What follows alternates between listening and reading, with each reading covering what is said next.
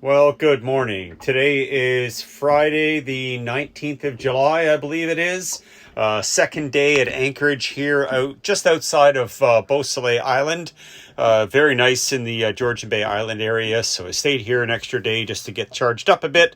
I've got my one of my middle daughter coming today as well with the kids, the grandkids. So that'll be a lot of fun as they drive up. So we'll spend a day together and the night together as well. So just showing you what I did yesterday. Get rid of some of this.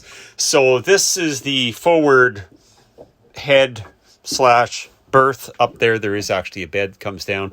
So this is where I keep all the tools and materials and most of the stuff for the boat as I'm working away at it.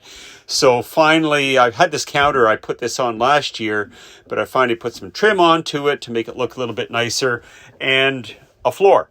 So this is just the laminate floor, put it together, snapped it in. I might do some trim on it, but we'll see how time goes. So that's the forward. And as I may have mentioned before, so for the guests, I have a chemical toilet for them. And I just use the compost one in the back. It's a lot easier. And that's the sort of the forward berth area where everything is. And oh yeah, may as well show you this too. I don't know if I've shown before, but this is the electrical panel. A little bit rough with some of the wooden stuff I put in, but up in the top is where the shore power comes in. This is what powers the inverter. This is my 120 volt panel. Down here is all the 12 volt stuff, which I've run from a 48 to a 12 volt converter. Some extra fuses for some of the individual circuits. As many individual circuits as possible makes it a lot easier to work with. As I've shown before too, this is the switch that turns on the hot water because it's a full 20 amp draw. And then the timer to make sure I don't leave it on because the thermostat on the hot water tank doesn't really work. So this morning I thought I would show what it actually looks like on the system. So this is just an Android tablet. I usually see this on my phone, but I thought I'd put it on here when I monitor the battery system. So if I go back, and it just shows you what I can go to a local monitoring or stay with the one that I've got now. So if I go to the parallel setup, you can see all 6 of the batteries. So when I add them in by just clicking on the plus, that's the individual batteries. You'll see the number, the first number down the side of each one of them is a number that was added just so it's easier to pick them up. So if I go back a screen, the parallel, there it is, it comes up. So that gives me my total battery capacity with all 6 of the batteries connected in parallel. Gives me my voltage, 52.8, the current that it's drawing right now to charge because the sun is up, and the power that it's got available. So going down to each individual, as I said, so if I pick battery number 1 to go up, then cancel that. So battery number 1, you can see it came up here to give me the charge, the state of charge of that one. It gives me all the individual cell charges as well. There's always a high and a low it gives. And then I know exactly how the cells, the 16 cells, are working together to get me my 48 volt nominal. Also, you can see here the remaining capacity, 130.7 amp hours available on that battery. How much current it's taking right now to charge. And the voltage, of course, the voltage across all the batteries, because they're in parallel, will be the same. Then if I go back to the main interface again, click that off, and then say if I want to pick battery number 2, I don't know what that screen is for. Anyway, so battery 2 is coming up. You can see it's up at 99%, 299 amp hours available, which is with their 300 amp hour batteries. So that's kind of important that that's correct.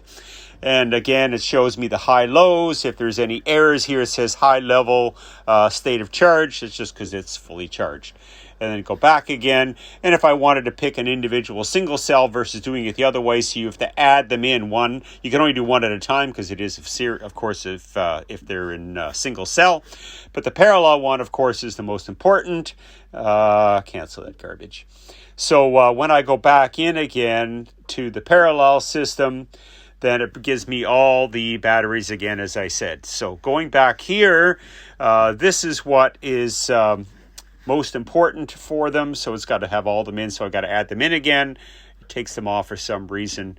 But this is the battery management software app that I use monitoring all the time. So that number is very helpful. So that tells me how much power I've gotten for the individual ones. So when I take that information, stick it into my head, and then I go up to the actual motor monitors, which I've shown to you a few times.